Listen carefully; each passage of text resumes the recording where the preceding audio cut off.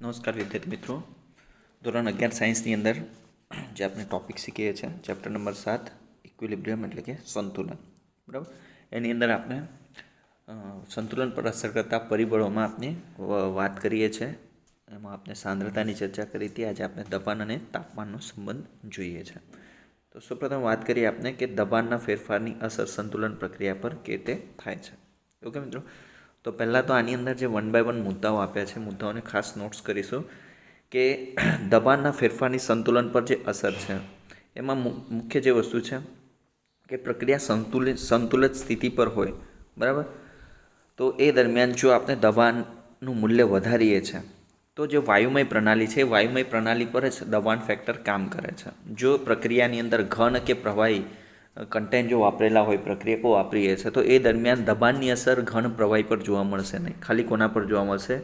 વાયુમય જે ઘટકો છે એના પર જ એની અસર જોવા મળશે. આ એક મહત્ત્વનો મુદ્દો છે, આ પણ આપણે જાણીએ છીએ, કારણ કે વાયુ પર દબાણની અસર થાય છે. બરાબર, એટલે આ બીજો જે મુદ્દો છે તમને એ જ કહેવા માગે છે કે જો વાયુમય પ્રણાલી હોય તો વાયુમય પ્રણાલી પર જ આપણે શું કરી શકીએ છીએ, જે દબાણનો ફેરફારની અસર જોઈ શકીએ છીએ. પરંતુ જો વાયુમય પ્રણાલીમાં નિપજો અને પ્રક્રિયકના મોલની સંખ્યા જો સરખી હોય, સમાન હોય, તો એ દરમિયાન જે દબાણ છે એ દબાણના ફેરફારની અસર ત્યાં જોવા મળશે નહીં. આ વસ્તુ ખાસ નોટ્સ કરીશું, કારણ કે પ્રક્રિયા સ્થિતિની અંદર વાયુમય પ્રક્રિયકો અને મોલ સરખા હશે તો પ્રક્રિયા સંતુલન સ્થિતિ પર હશે. અને એ વખતે તમે ફેરફાર કરવાનો પ્રયત્ન કરશો તો એ દરમિયાન જે લ શેટરિયલ છે, બરાબર, તો લ શેટરિયલનો જે નિયમ છે એ નિયમ પ્રમાણે શું થશે, ત્યાં જે ફેરફાર છે ફેરફારની અસર શું કરશે, નાબૂદ કરવાનો પ્રયત્ન કરે છે. ઓકે મિત્રો, એટલે આ મુદ્દો પણ આપનો ખૂબ જ મહત્ત્વનો છે. પછી જોઈએ કે આપણે જે પ્રક્રિયા સંતુલન સ્થિતિ પર છે, બરાબર, તો એમાં જો વાયુમય નિપજો અને પ્રક્રિયકોના મોલની સંખ્યા સમાન નહીં હશે તો એ દરમિયાન સંતુલન સ્થિતિ પર દબાણના ફેરફારની અસર જોવા મળશે. બરાબર, તો અહીંયા જોઈ શકો કે નિપજના સહગુણક કે પ્રક્રિયકના સહગુણક જો સરખા નહીં હોય તો આવા જ સંતુલન પર શું થાય છે, દબાણના ફેરફારની અસર જોવા મળે છે. બરાબર, એનું એક્ઝામ્પલ પણ આપણે અત્યારે નેક્સ્ટમાં જોઈએ છે. તો મેઇન વસ્તુ કે વિષમાંગ સંતુલનની જો ચર્ચા કરીએ અને એમાં ઘન પ્રવાહી હશે તો ત્યાં દબાણની અસર જોવા મળશે નહીં. બરાબર, ફક્ત આપણે વાયુ પર જ એની અસરને ચર્ચીશું.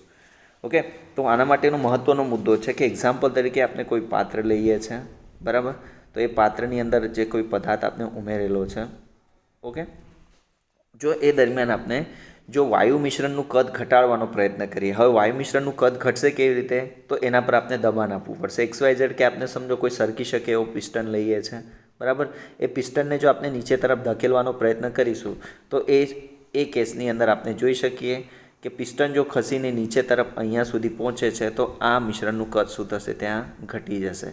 જો મિશ્રણનું કદ ઘટશે એટલે શરૂઆતનું કદ V1 હતું તો હવેનું કદ V2 થશે. શરૂઆતનું દબાણ P1 હતું તો અહીંયા દબાણ શું થશે, P2. એટલે દબાણમાં પણ શું થશે, ફેરફાર. એટલે શું થશે, તમે દબાણ વધારો છો, દબાણ વધારો છો તો કદ શું થશે, ત્યાં ઘટશે. બરાબર, એટલે શરૂઆતના પ્રક્રિયકના જે કુલ મોલ છે એ પ્રક્રિયકના મોલની સંખ્યા વધારે, પણ વાયુમય નિપજો જે હશે તો એના મોલની સંખ્યા ત્યાં કેવી જોવા મળશે, આપણે ઓછી જોવા મળે છે. આ જે ફોર્મ કીધું છે આ જ એક સંકેત છે કે જે તમારી પ્રક્રિયા છે એ પુરોગામી દિશામાં ખસે છે, અને પુરોગામી દિશામાં ખસે છે એનો અર્થ છે કે તમને નિપજ શું થશે, ત્યાં મળશે.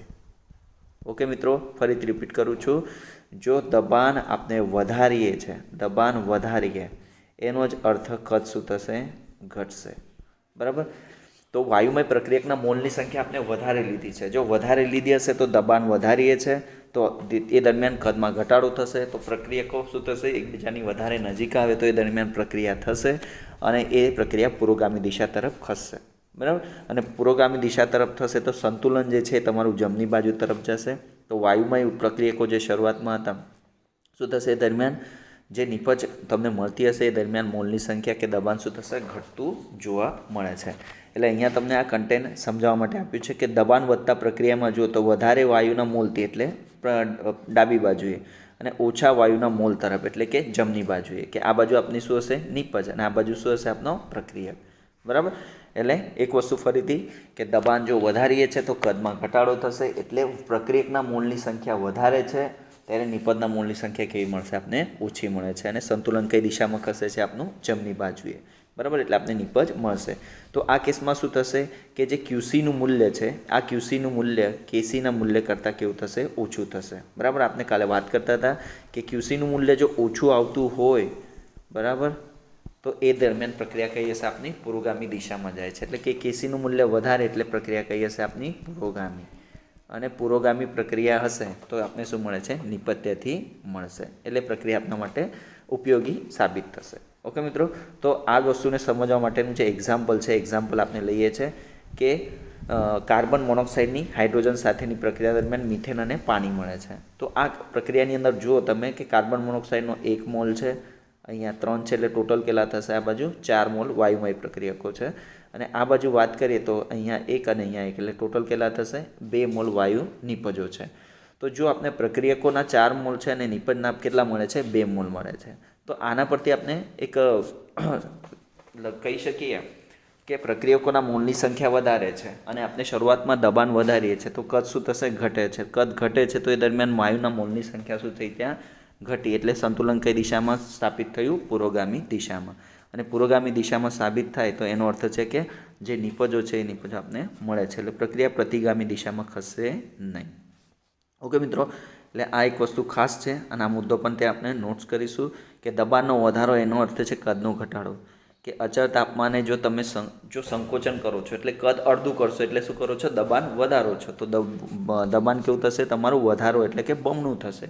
જે શરૂઆતનું દબાણ હતું, આપણે જે પાત્ર લીધું એ પાત્રમાં આપણે વાત કરી કે જે પિસ્ટન દ્વારા તમે ધકેલવાનો પ્રયત્ન કરો છો તો એ દરમિયાન જે શરૂઆતનું દબાણ હતું એના કરતાં પછીનું દબાણ શું થશે? વધશે, એટલે કે બમણું થશે।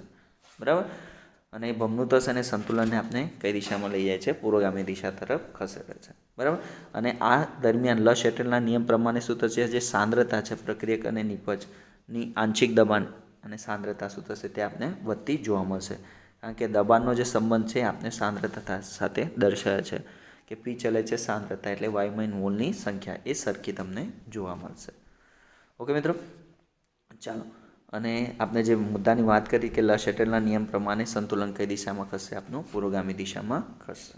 ઓકે, ચાલો, અને આ જ વસ્તુને જો આપણે સમજવા પ્રયત્ન કરીએ કે પ્રક્રિયા ભાગ પરના સંદર્ભમાં, તો એને આપણે લખી શકીએ કે ક્યુસી બરાબર જે પ્રક્રિયામાં લખીએ કે નિપજોના મોલની સંખ્યા છેદમાં વાયુમય અને પ્રક્રિયકોના મોલની સંખ્યા, એને આપણે દર્શાવીએ છીએ। તો આ બંનેના મોલ આપણા 1 1 હતા, એટલે કેટલા થયા? ટોટલ 2। આ બાજુ વાત કરીએ તો કેટલા થયા છે? 4, એ આપણે આપ્યા છે। એટલે જો 2/4 કરો છો તો આપનો આન્સર 1/2 એટલે શું થશે? 0.5 જેટલો આવે છે। ઓકે, તો આ દરમિયાન ક્યુસીનું મૂલ્ય કેસી કરતાં કેવું થશે? ઓછું થશે, અને મૂલ્ય ઓછું થાય છે એનો અર્થ છે કે પ્રક્રિયા કઈ દિશામાં ખસી? આપણી પુરોગામી દિશામાં। ઓકે, અને પુરોગામી પ્રક્રિયાની અંદર એ જમણી બાજુએ સંતુલન સ્થપાયેલું જોવા મળશે। ઓકે મિત્રો, તો આ મુદ્દાની અંદર આપણે કહી શકીએ કે જે પ્રક્રિયા છે એ પ્રક્રિયાની અંદર દબાણ જો વધારીએ છીએ એટલે કદનું મૂલ્ય ઘટે છે, તો પ્રક્રિયાની અંદર પુરોગામી દિશાની અંદર નવું સંતુલન સ્થપાય છે, એમ આપણે એનું જે તારવણી છે એ આપણે દર્શાવી શકીએ છીએ। પણ આ દરમિયાન મહત્ત્વના જે મુદ્દા છે એની અંદર જોઈશું કે આ દરમિયાન કેનું મૂલ્ય પણ બદલાતું નથી। પછી નિપજની સાંદ્રતા પ્રારંભિક સાંદ્રતા કરતાં કદ ઘટાડાથી શું થશે? વધે છે, એટલે સાંદ્રતાનું મૂલ્ય વધશે, કારણ કે પ્રક્રિયક વપરાતો જાય છે। ઓકે, અને દબાણની વાત કરીએ તો આંશિક દબાણ અને કદ ઘટાડતા ઓછું પ્રારંભિક પ્રક્રિયા કરતાં સંતુલન કેવું હશે? ત્યાં વધારે આપને જોવા મળશે। બરાબર, એવી જ તમને બીજી પ્રક્રિયા સમજાવવા માટે આપી છે કે કાર્બન અને ડાયોક્સાઇડની પ્રક્રિયાથી કાર્બન મોનોક્સાઇડ બને છે। તો આ પ્રક્રિયાની અંદર જો કે અહીંયા વાયુમાં 1 મોલ છે અને પ્રક્રિયાના 2 મોલ છે, તો આ દિશાની અંદર શું કહીશું આપણે કે પ્રક્રિયા કઈ દિશામાં ખસશે? હવે પ્રતિગામી દિશામાં, કારણ કે જોઈ શકો હવે તમે દબાણ ક્યાં વધારવું પડશે કે આ બાજુ આપણે દબાણ વધારવાની જરૂર નથી। જો આ બાજુ દબાણ વધારીએ તો શું થશે? પ્રક્રિયા કઈ દિશામાં ખસશે? પ્રતિગામી દિશામાં ખસતી જોવા મળશે। ઓકે મિત્રો, કારણ કે અહીંયા 1 મોલ જમણી બાજુ છે અને 2 મોલ ક્યાં છે? ડાબી બાજુએ 1 મોલ છે અને જમણી બાજુએ 2 મોલ છે, તો આપણે દબાણ આ બાજુથી વધારવું પડશે। તો એ વખતે આપણે એને કઈ દિશામાં ખસેડીશું? પ્રતિગામી દિશાની અંદર।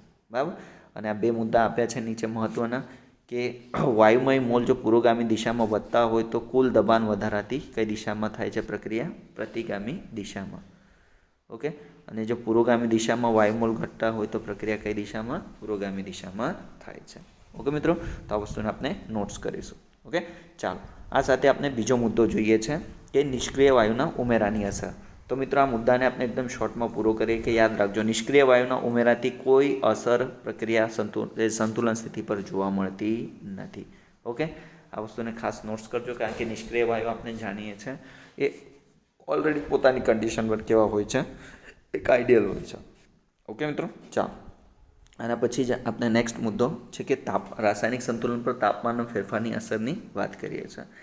હવે તાપમાનના ફેરફારની અસરને જો સમજીએ તો આ ફેક્ટર ખૂબ જ ઇમ્પોર્ટન્ટ છે કે પહેલાં ફેક્ટરોની અંદર આપણે સાંદ્રતા, દબાણ અને કદ જેવા ફેક્ટરોની વાત કરી હતી, બરાબર. તો એ દરમિયાન સંતુલન અચળાંક પર એટલી આપણે વધારે પડતી અસર આપણે જોવા મળતી નથી. પરંતુ જ્યારે તાપમાન ફેક્ટરને લગાડવામાં આવે, એટલે કે તાપમાનનો ફેરફાર જ્યારે સંતુલન પર અસર કરે છે, એ દરમિયાન સંતુલન અચળાંક કેસીનું જે મૂલ્ય છે એ મૂલ્યની અંદર ફેરફાર જોવા મળે છે. ઓકે, માટે તાપમાનનો ફેરફાર ખૂબ જ ઇમ્પોર્ટન્ટ છે. તો એને સમજવા માટે જે બે ખ્યાલ છે એ બે ખ્યાલ પણ આપણે સમજવા જરૂરી છે કે એન્થાલ્પી, કારણ કે તમે તાપમાન આપો છો તો એન્થાલ્પી સંદર્ભ ત્યાં જોવા મળશે, બરાબર. તો એ બે સંબંધની વાત કરીએ તો એક છે ઉષ્માક્ષેપક પ્રક્રિયા માટે અને બીજું છે ઉષ્મા શોષક માટે, બરાબર. કે ઉષ્માક્ષેપક અને બીજી વાત કરીએ છે ઉષ્મા શોષક. ઓકે મિત્રો, જો ઉષ્માક્ષેપક પ્રક્રિયા હોય તો એ દરમિયાન ડેલ્ટા એચ કેવો હશે? નેગેટિવ હશે, બરાબર. જો ડેલ્ટા એચ નેગેટિવ હશે તો એ દરમિયાન જો તાપમાનનો વધારો કરશો તો તાપમાનના વધારાના સાથે કેસીનું મૂલ્ય શું થશે? ઘટશે. ઓકે મિત્રો, યાદ રાખશો, ઉષ્મા શોષક પ્રક્રિયા છે તો એ દરમિયાન ડેલ્ટા એચ નેગેટિવ હશે અને સંતુલન અચળાંક તાપમાનના વધારા સાથે શું થશે? ત્યાંથી ઘટે છે. જ્યારે ઉષ્મા શોષક પ્રક્રિયાની અંદર વાત કરીએ તો ડેલ્ટા એચ શું હશે? પોઝિટિવ હશે. જો ડેલ્ટા એચ પોઝિટિવ હશે તો કેસીનું મૂલ્ય તાપમાનના વધારા સાથે શું થશે? ત્યાં વધશે. ઓકે મિત્રો, આ બે ખ્યાલને ખાસ નોટ્સ કરજો. એટલે ઉષ્માક્ષેપક જે પ્રક્રિયા છે એ પ્રક્રિયાની અંદર કેસીનું મૂલ્ય શું થાય છે? ત્યાં ઘટતું જોવા મળે છે, બરાબર. એટલે કેટલીક પ્રક્રિયા માટે કેસીનું મૂલ્ય ઘટવું પણ જરૂરી છે, કારણ કે આપણે નિપજ મેળવવી હોય તો એ પ્રક્રિયા થવી પણ જરૂરી હોય છે. ઓકે મિત્રો, અને કેટલીક પ્રક્રિયાઓની અંદર ઉષ્મા શોષક પ્રક્રિયા પણ શું થાય છે? ત્યાં ઉપયોગી સાબિત થતી હોય છે. ઓકે, ચાલો તો આ મુદ્દાને આપણે થોડું આગળ સમજીએ તો એના માટેનું એક્ઝામ્પલ લઈએ છીએ આપણે હેબર વિધિ, કે હેબર વિધિથી એમોનિયા બને છે. એ દરમિયાન ડેલ્ટા એચનું મૂલ્ય તમે જોશો તો કેટલું આપ્યું છે? -92.38 કિલોજૂલ પર મોલ. તો આ દરમિયાન આપણે ડેલ્ટા એચ નેગેટિવ આવે છે તો પ્રક્રિયા જનરલી આપણે કહીશું કયા પ્રકારની છે? ઉષ્માક્ષેપક પ્રકારની. તો આ દરમિયાન સંતુલન કઈ દિશામાં ખસશે આપનું? કે અહીંયા જો તાપમાનનો વધારો કરવાનો પ્રયત્ન કરશો તો સંતુલન કઈ દિશામાં ખસશે? ડાબી બાજુએ. એટલે કે પ્રક્રિયા કઈ થશે? પ્રતિગામી પ્રક્રિયા થશે. અને પ્રતિગામી પ્રક્રિયા થશે તો જે NH3 મળ્યો છે એ NH3 પાછો કોની અંદર રૂપાંતરિત થશે? N2 અને હાઇડ્રોજનની અંદર રૂપાંતરિત થશે. જો પાછો રૂપાંતરિત થશે તો નિપજનું મૂલ્ય શું થશે? ત્યાં ઘટતું જોવા મળશે. ઓકે મિત્રો, તો આ દરમિયાન શું કરવું જરૂરી બનશે? કે આપણે જો તાપમાન વધારીશું તો પ્રક્રિયા આપણી પ્રતિગામી દિશામાં, એટલે મૂળ પ્રક્રિયક પાછો મળશે. તો આ માટે આપણે શું કરવું પડશે? કે તાપમાન આપણે નીચું તાપમાને એમોનિયાને આપણે મેળવી શકીએ છીએ. એટલે તાપમાન નીચું રાખીશું તો એ દરમિયાન સંતુલન કઈ દિશામાં રહેશે? તો આપનું જમણી તરફ, બરાબર. અને જમણી તરફ જો રાખવું હોય તો એ દરમિયાન એક ઓપ્ટિમમ કન્ડિશન સેટ કરવી પડશે કે ઓછું તાપમાન છે અને ઓછા તાપમાન સાથે અહીંયા શું વાપરવો પડશે? આપણે ઉદ્દીપક વાપરવો પડશે. કારણ કે તાપમાન ઓછું રાખો છો તો પ્રક્રિયાને આગળ વધારવી પણ જરૂરી છે. તો આગળ ધપવા માટે કોનો ઉપયોગ કરવો પડશે? આપણે ઉદ્દીપકનો. કેમ કે ઉદ્દીપક રાસાયણિક પ્રક્રિયાનો વેગ શું કરે છે? વધારે છે અને પ્રક્રિયાને ઝડપી બનાવે છે. તો એના માટે આપણે ઉદ્દીપકનો ઉપયોગ ત્યાં કરવો પડશે. ઓકે, એટલે ફરીથી રિપીટ કરું છું કે નીચું તાપમાન રાખશો તો ઉદ્દીપકને ત્યાં વાપરવો પડશે અને આપણે જે પ્રક્રિયક છે એ પ્રક્રિયાને પુરોગામી દિશા તરફ ખસેડી શકીએ છીએ. ઓકે, એટલે તાપમાનનો વધારો ઉષ્મા જે ક્ષેપક પ્રક્રિયા છે એના માટે વધારે ફાયદાકારક નહીં નીવડતા શું થાય છે? ત્યાં નિપજનું પ્રમાણ ઘટાડે છે, બરાબર. હવે ઉષ્મા શોષક પ્રક્રિયાના સંદર્ભમાં વાત કરીએ તો ત્યાં ડેલ્ટા એચનું મૂલ્ય અત્યારે જ વાત કરી કેવું હશે? ધન મૂલ્ય હશે. તો એ દરમિયાન સંતુલન અચળાંક કેનું મૂલ્ય શું થશે? વધશે. પ્રક્રિયા પુરોગામી થશે, ક્યુસીનું મૂલ્ય ત્યાં ઘટતું જોવા મળશે અને નિપજનું પ્રમાણ શું થશે? આપનું વધતું જોવા મળશે, બરાબર. એટલે આ દરમિયાન તમે જુઓ કે ઉષ્મા શોષક પ્રક્રિયામાં તાપમાનનો વધારો છે એ અહીંયા ફાયદાકારક આપને જોવા મળે, કારણ કે ક્યુસીનું મૂલ્ય શું થાય છે? ઘટતું જોવા મળે છે. ઓકે, તો અમુક પ્રક્રિયા માટે એટલે પ્રક્રિયાની કન્ડિશન પર ડિપેન્ડ કરે છે કે ક્યાં ફાયદાકારક છે અને ક્યાં એ આપણે પ્રમાણ ઘટાડે છે આપણે નક્કી કરી શકીએ. આના માટે બીજું એક એક્ઝામ્પલ છે, સિમ્પલ એક એક્ઝામ્પલ આપ્યું છે કે અહીંયા એક સંકીર્ણ આપ્યો છે કે કોબાલ્ટ હેક્સા એક્વા જે ફોર્મ આપ્યો છે એનો રંગ ગુલાબી છે. અહીંયા ક્લોરીન સાથેની પ્રક્રિયામાં રંગવિહીન છે અને અહીંયા જુઓ તો આ રંગ બદલાયેલા છે, રંગહીન અને વાદળી છે. તો આ દરમિયાન કઈ કન્ડિશન અહીંયા થઈ હશે કે જેના કારણે આ રંગ બદલાતા જોવા મળે છે?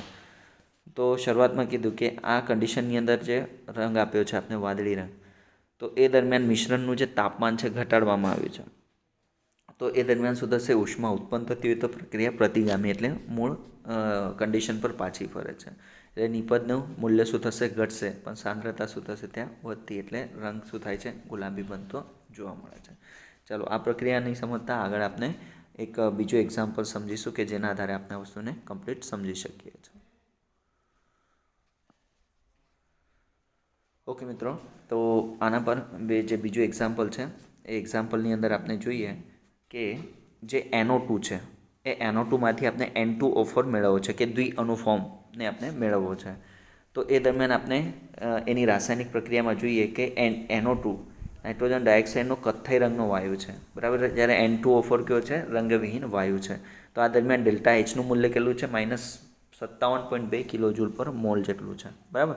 તો આને આપણે એક પ્રયોગ દર્શાવવાનો છે અને એ પ્રયોગ માટે શું કરીએ છીએ આપણે કે કોપરને HNO3નું જે સાંદ્રણ કરીને NO2 વાયુ આપણે મેળવવાનો છે. તો એના માટે શું કરીએ છીએ કે આપણે 3 બીકર સેટ કર્યા છે અને ટેસ્ટ ટ્યુબ લઈએ છીએ કે એમાં 2 મુખ્ય ટેસ્ટ ટ્યુબ હશે કે એ ટેસ્ટ ટ્યુબની અંદર શું કરીશું? આ મિશ્રણને આપણે સેમ મિશ્રણને આપણે મૂકવાનો પ્રયત્ન કરવાનો છે. ઓકે, તો ત્યાં વાત કરીએ કે સમાન તીવ્રતા ધરાવતા NO2 વાયુને આપણે આ બંને ટેસ્ટ ટ્યુબની અંદર NO2ને શું કરીએ છીએ? અહીંયા મૂકીએ છીએ. ઓકે, અને એને શું કરવાનું છે? તે આપણે એરલડાઇટથી આપણે એને સીલ કરીને મૂકીએ છીએ, બરાબર. જો ફરીથી પ્રયોગની વાત કરીએ કે કોપરને શું કરવાનો છે? HNO3 સાથે સાંદ્રણ કરીને NO2ને આપણે મેળવવાનો છે. તો સમાન તીવ્રતા ધરાવતા NO2ને બે કસનળીની અંદર આપણે મૂકીએ છીએ અને 3 બીકર આપણે મૂકીશું કે 3 બીકરની અંદર એને આપણે 1 બાય 1 મૂકવાના છે.